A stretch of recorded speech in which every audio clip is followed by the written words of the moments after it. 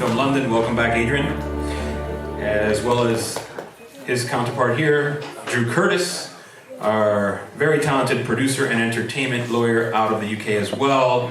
And then, of course, we have a very talented Spanish producer, Sara Fernandez-Velasco, with us. And last but definitely not least, the amazing Spanish film commissioner, Teresa Azcona, is with us once again. So welcome, everyone. All right, so let's just hop to it. And, you know, we can start with you, Adrian, since you're closest to me. And I like your hat. And actually, that shirt is nice. Summarize your country's current co-production treaties for us. Well, I mean, in terms of a summary, we are signatories. We're still signatories, despite the European exit. We are still signatories to the European Cinema Convention, which means that we can and do still co-produce with all the major European territories.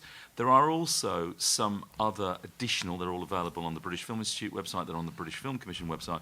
We're also signatories to some specific treaties with countries like Morocco and various other territories that are not inside the European Union. But I think it's probably important to say that for us, there's sort of two types of co-production. There's what we call treaty co-production, which frankly, and I can talk about this more, frankly, you only do treaty co-production, whether that's under the Cinema Convention with other European territories, because you have to, because it's the only way you can get the money from us and from the other territory. Either that, or you need mental health counselling, because they're so difficult to operate. And we can explain that in more detail, but essentially the treaties only operate if there's no other way the two countries can work together. And the second and most common co-production is not a treaty co-production at all, which is the majority of work we do, which is economic co-production, where it doesn't involve treaties. It may involve attorneys and licensing and contracts. Yeah, okay. It will involve attorneys. But it's basically based on who's got the money and how do you tie the money together. And the overwhelming majority of production in the UK, what we call inward investment production, is US investment, right, where essentially US investment comes in. There will be other soft funding. There may be some, whether it's television broadcaster funding, there may be regional funding, or it may be the tax credit. But that's economic co-production, and it will not involve a treaty. And the majority of work that is shot in the UK is economic co-production rather than treaty co-production. And that's what the streamers are doing. That's what the major studios are doing. They will be picking up, as I say, I mean, most of them will be picking up soft money. And there's a lot of work, you know, for example, the BBC, the terrestrial broadcasters, the BBC, Channel 4, ITV to a certain extent, will be doing economic co-production with Amazon, with Netflix, with Apple, sometimes with HBO. And that will still involve the tax credit. It will still involve potentially regional subsidies. It might involve some other venture capital equity, but it won't involve treaties. Yeah, very well said. And Ms. Teresa, how about on your end? Okay, I think the situation is quite similar to what Adrian said. Here in Spain we have, I would say, two multilateral treaties. One is the European Treaty and the other one is a LATAM treaty, multilateral. And then we have more than 20 bilateral agreements with different countries. There are other countries, such as United States, we don't have a treaty with United States, exactly, but there are co-productions with, between both countries. And what I should say is that if you co-produce within a TRT or not, if there's not a TRT with a country, you can have an authorization by the Film Institute of Spain, and then this, if you pass this control, then you can have access to soft money from state and regional authorities, and then of course you have tax incentives. Soft money is for filming, not for high-end television. In Spain we have tax incentives for both, but only soft money is only for film. for filming feature films and so on. And then within Europe, there are also two programs that can provide with soft money, additional soft money from the European Union. One is Ibermedia, that is soft money for co-production with Latin America, and the other one is Eurimage, that is for co-production within the network of the European Union.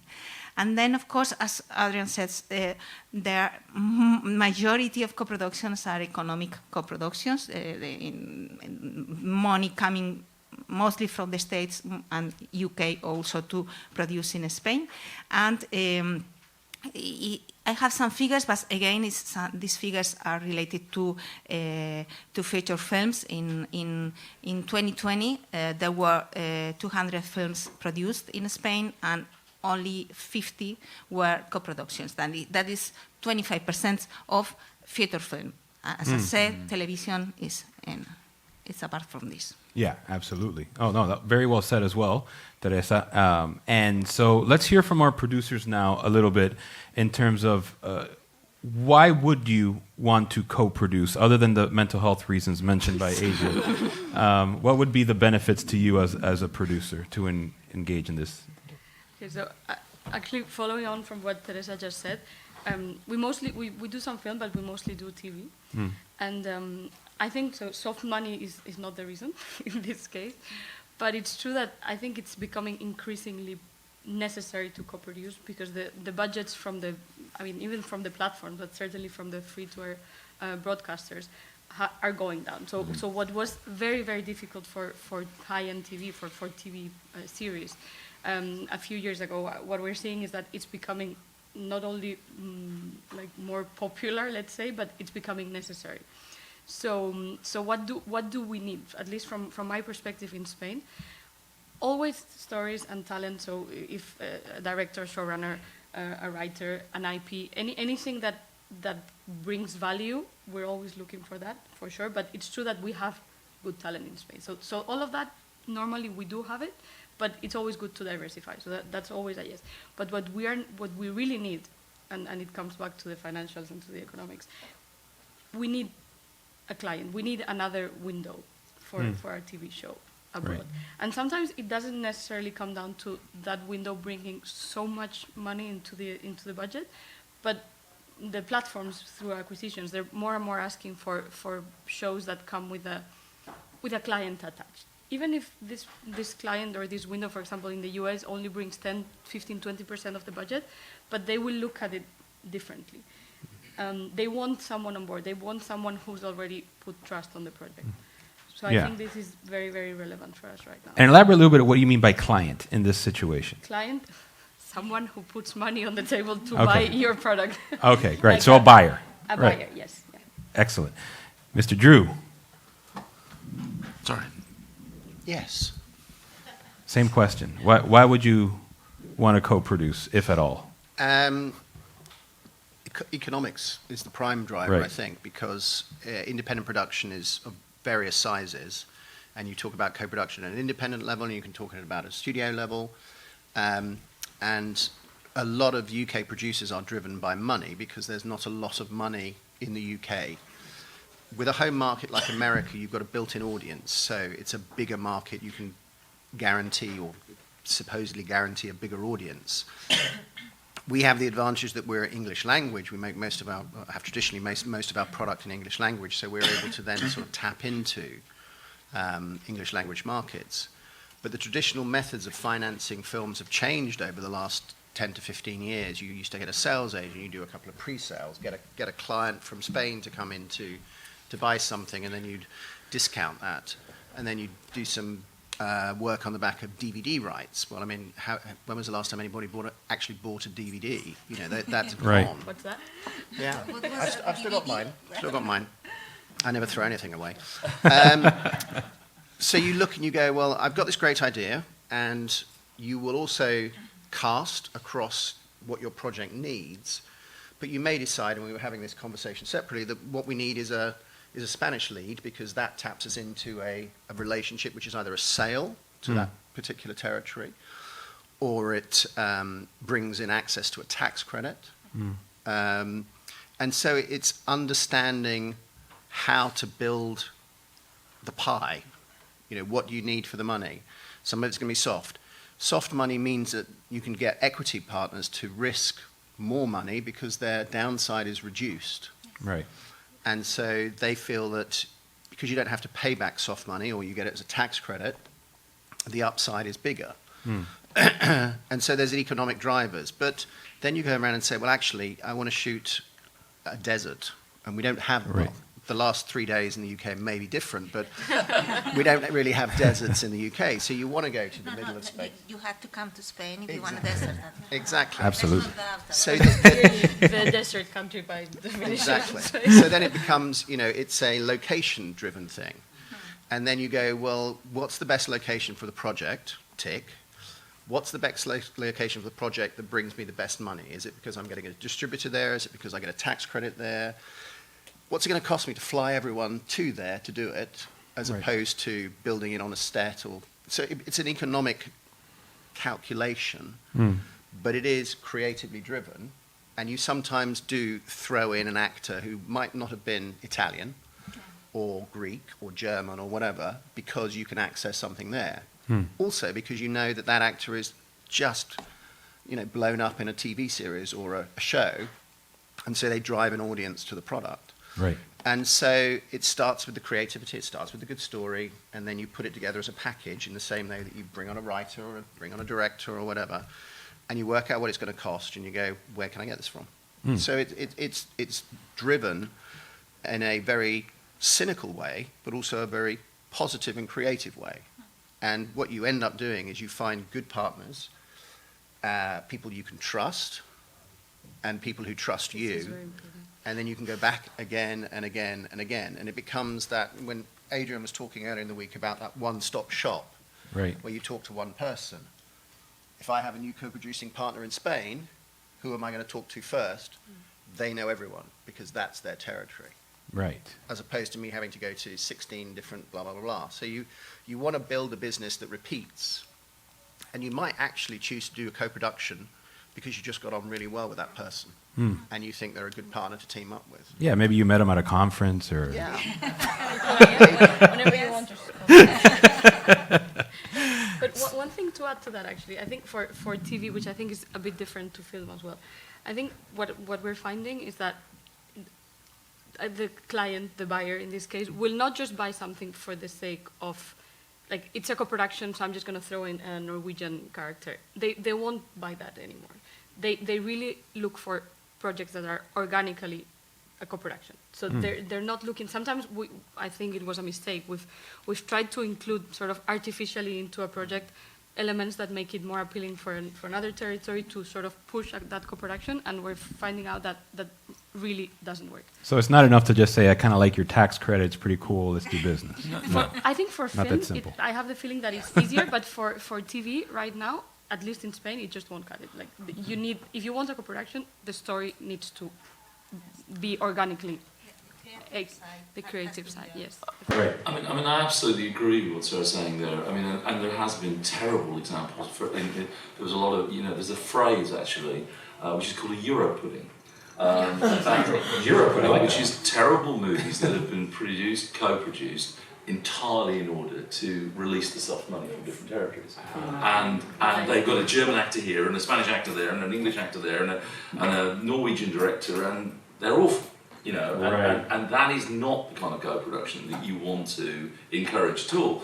There was another example. We actually did a panel like this in Cannes about a recent film called Nowhere Special, which was actually set in Northern Ireland, which obviously is part of the United Kingdom, and access the UK tax credit.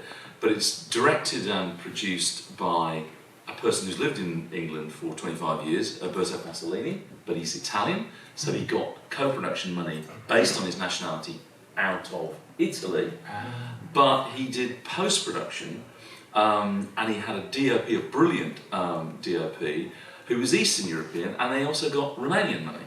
Now the film is wonderful, actually, it's a beautiful film. You wouldn't know, apart from that Alberto's Italian, you wouldn't know it was an Italian, Romanian, British co-production, Right. but it is, and that was the right way to do it because it was generated by Story. He wanted to film in Northern Ireland. It was generated by, he loved this DOP's work, Right. and the combination of their nationalities and the location meant he could structure that production together.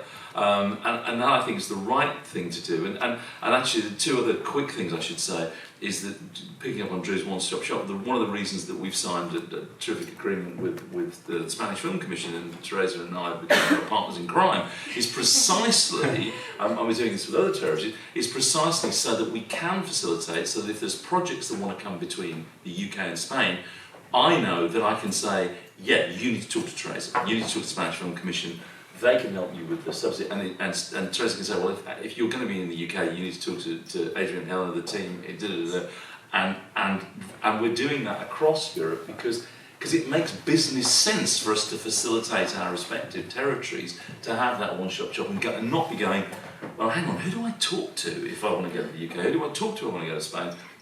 We're basically forming these bonds and these relationships where we share those contacts, we share those projects, so that they get to do what they want to do and hopefully access the respective funds, partnerships, talent in those particular territories. And the last thing I should say, because I forgot when Teresa mentioned in terms of soft money in Spain, the other thing that we've done, the UK has done, the British Film Institute has done, is form something called the Global Screen Fund, which is a new fund which has 2 windows a year, spring and autumn, where you can, if you secure a British co-producer, you can get co-production funding out of the Global Screen Fund, and the details of that again are on our website, the BFI's website. But that's a new fund that's been put in place again to facilitate international co-production, and in the last year it's had co-productions with Chile, Argentina, Spain, South Africa, France and Germany. Oh wow.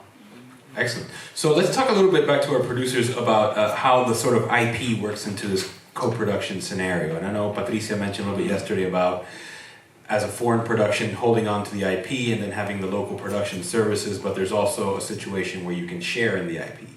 Obviously it comes down to negotiation, essentially, right? But, just kind of, if you guys can just break that down a little bit in terms of, how the IP can work into a potential co-pro and where the IP is set up and if that makes a difference or not. One of the things that producers get caught up in is who owns the rights. Right. And you should forget that. You should wonder who owns the rights to the revenue.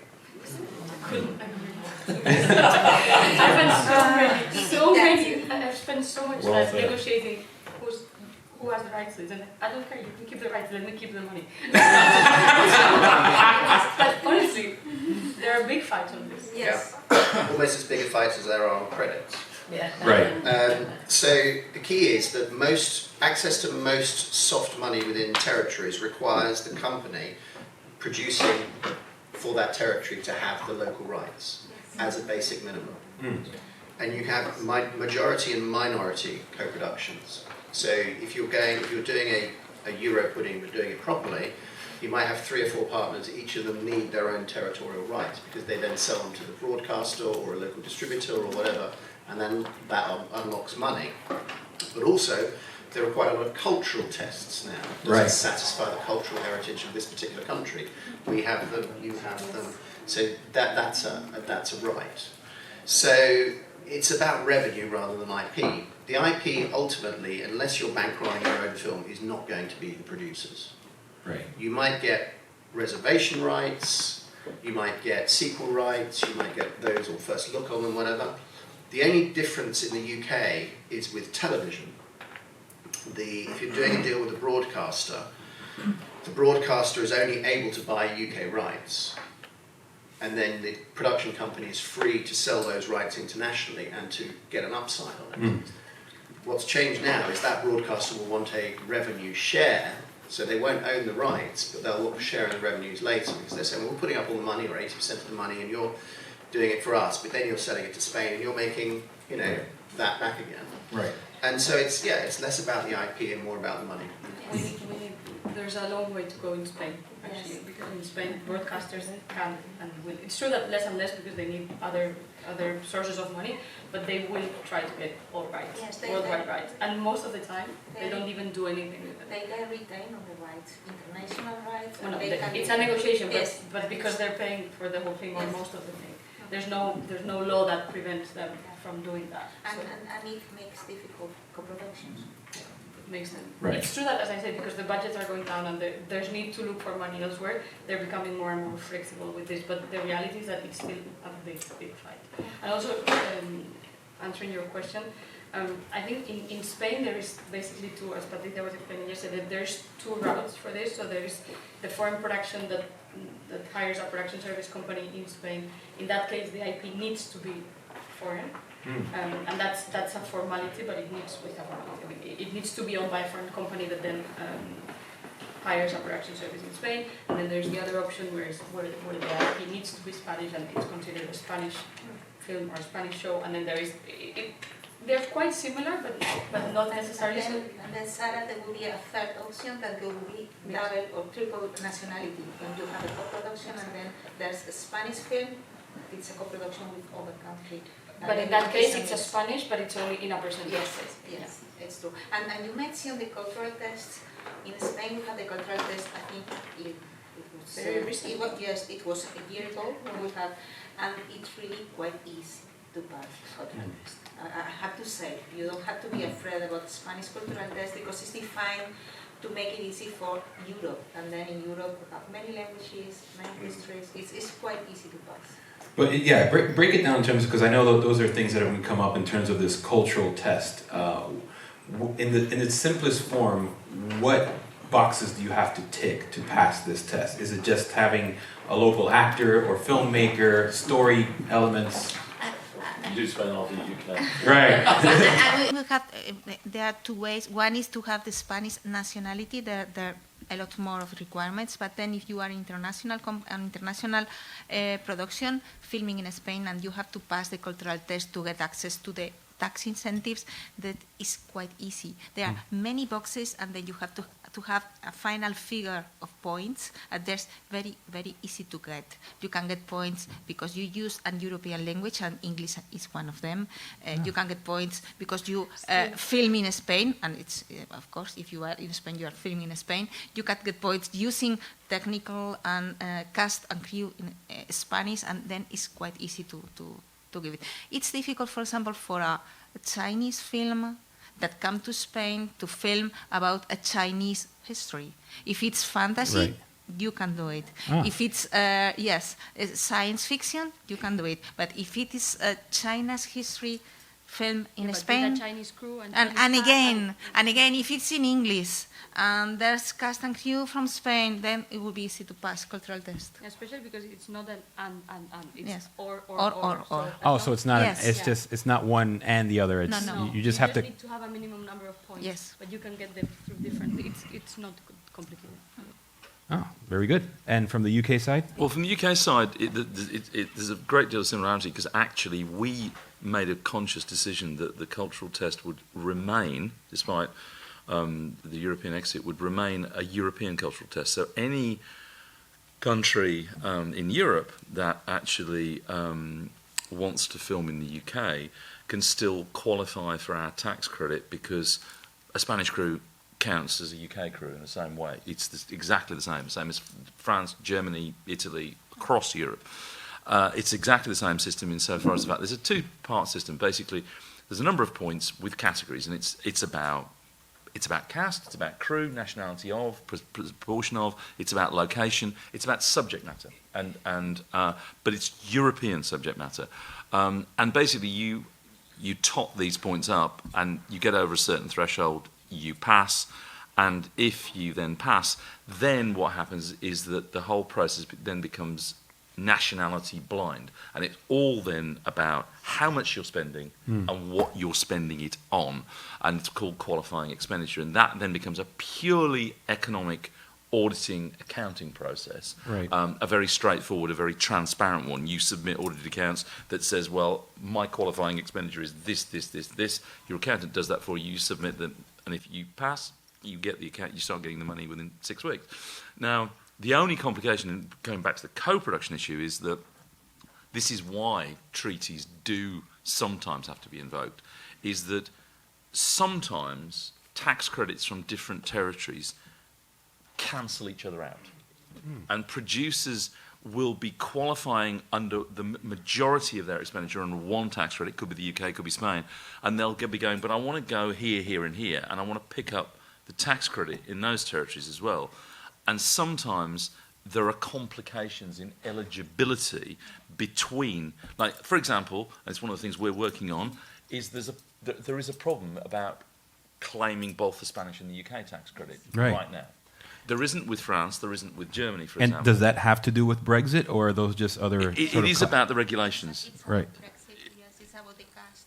Yeah, it's... The eligible expenditure in cost, it's only if you spend in European economic space cost.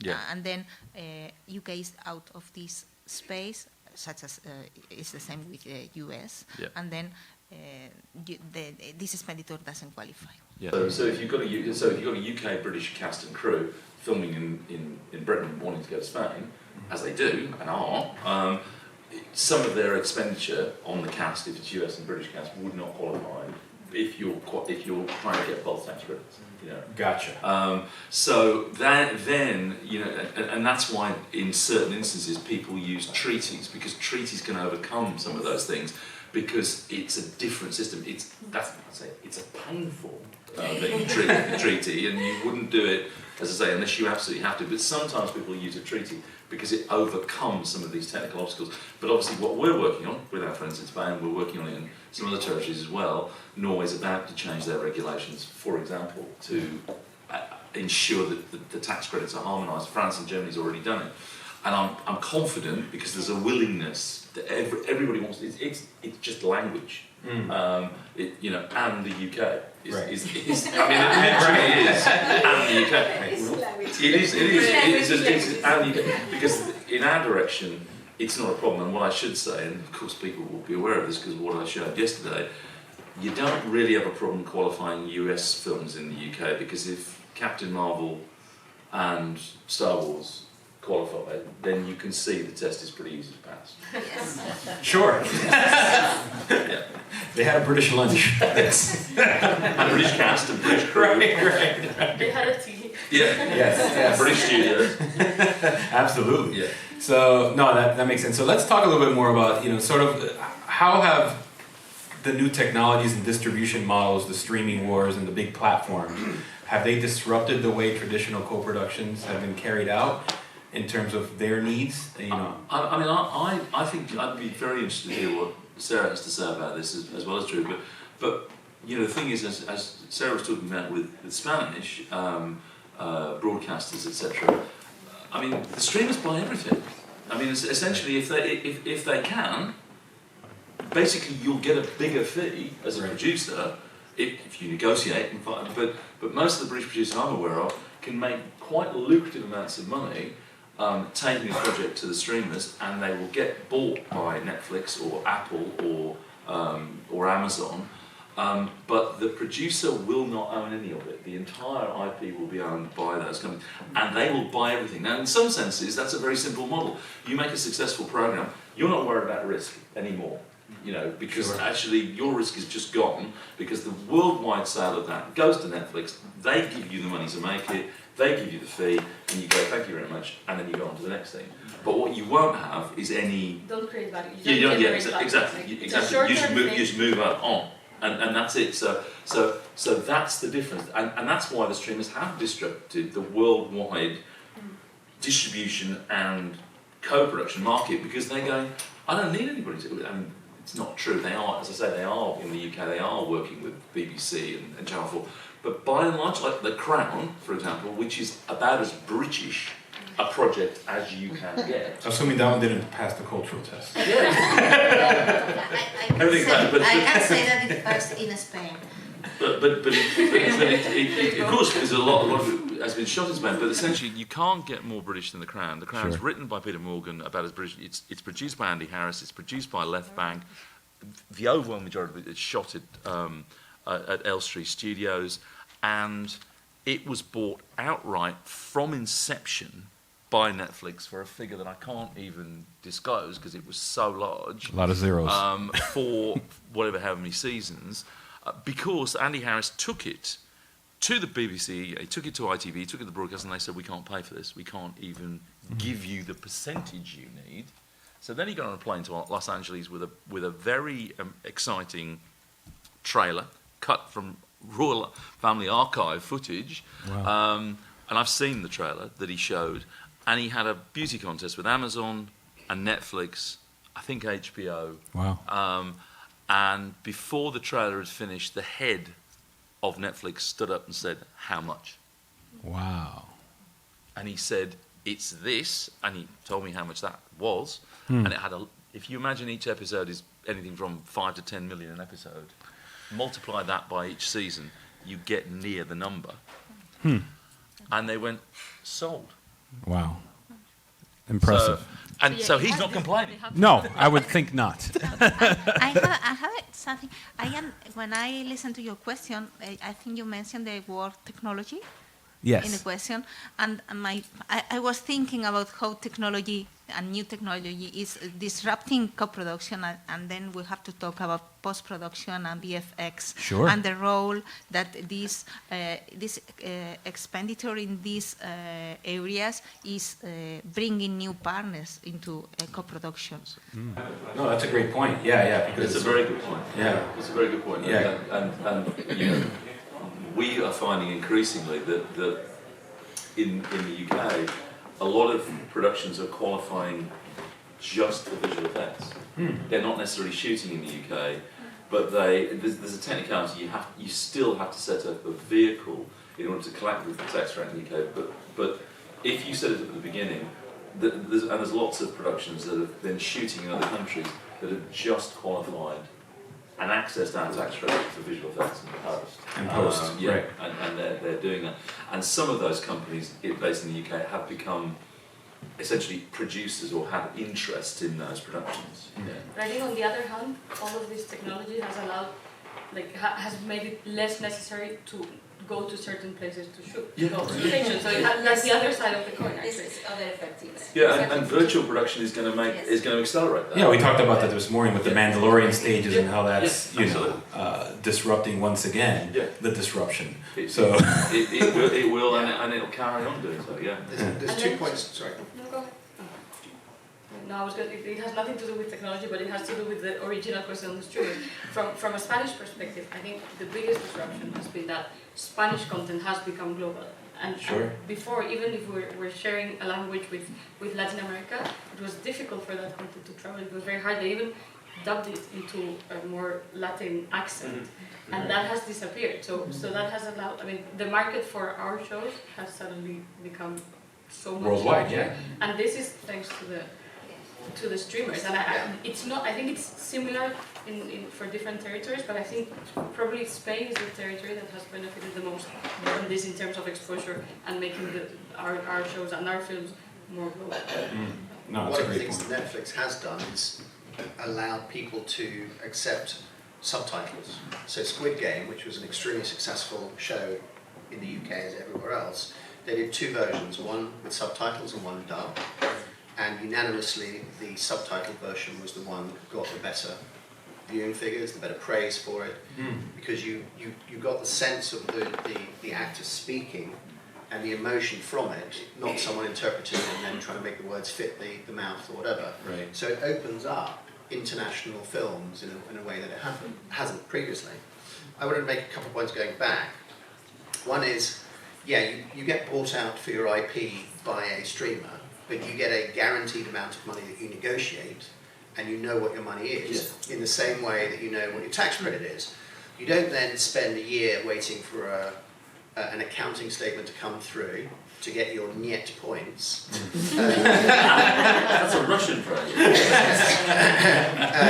And you don't then have to go, well, that's not right, and then you get into a battle or whatever. It's a clean process, and you may lose out on the box office upside, whatever that is these days, but you know what you're getting out of it, you know your production fee, you know your upscale, and a lot of the streamers have done and will continue to do, to say, we estimate that we think it's going to this sort of audience, we're going to make this sort of quote-unquote box office, we'll give you a percentage of this in advance, because it's a built-in process. And a lot of the big Hollywood talent have an upside process, which would be akin to points on film. But they get that paid in stages as a definitive number rather than a percentage of what's happening. Interesting. The other point is that you can actually sell to a streamer in a country, a territory. It depends on the budget of the film or the television show. But they do. I mean, in Spain, for example, Amazon, they've done in scripted, I think they've done 3 originals. Right.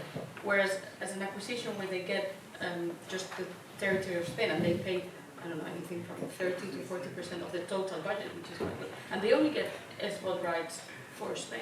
So they are more and more open to this, and in that model they've done probably 20 shows in the last 2 years. So they're becoming more and more active on that other sense, which is more like the traditional financing model.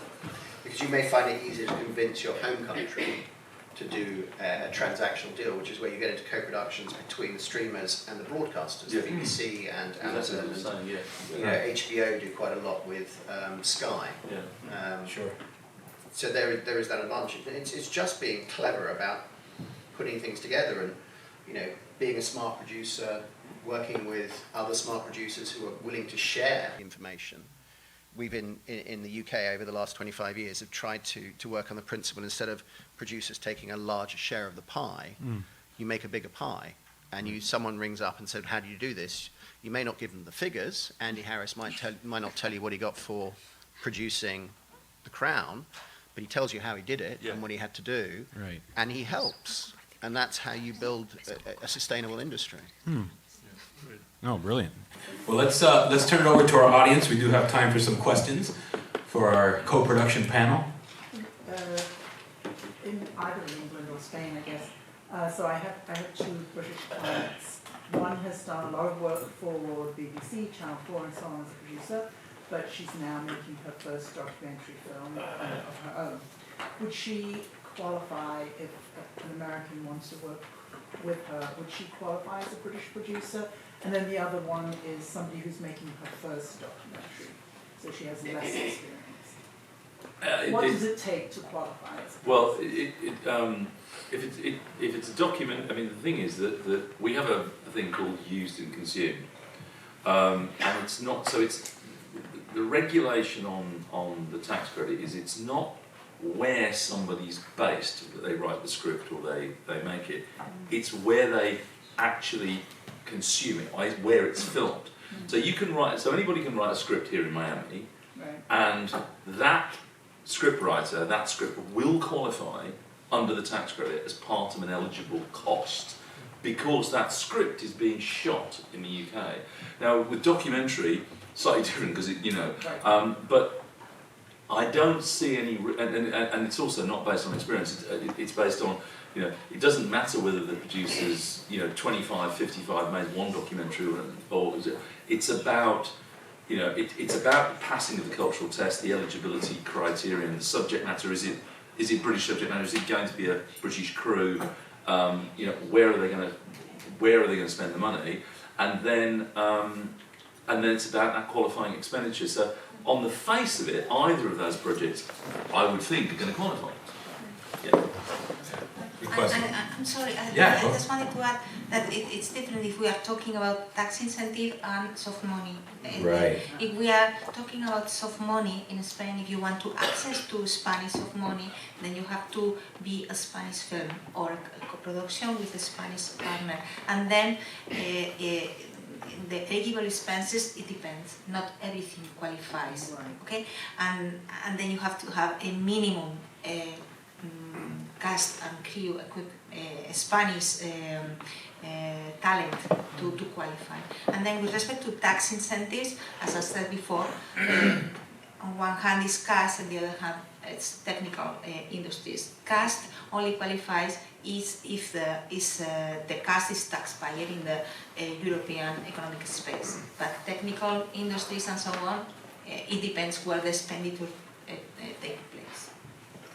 And just to say, I'm sure it's the same with Teresa, is that if you go on to either www.filmlondon.org.uk or www.britishfilmcommission.org.uk, the tax credit's all in there and leads you onto the landing page with all the regulations and a whole bunch of information about it. So they can look at it quite easily and call us up. Yeah, just to add, we have nations and regions, Wales, Scotland, Northern Ireland, and each of them have their own little film commissions, and you can access soft money if you have a Welsh director or a Welsh writer, and then you go shoot in Wales.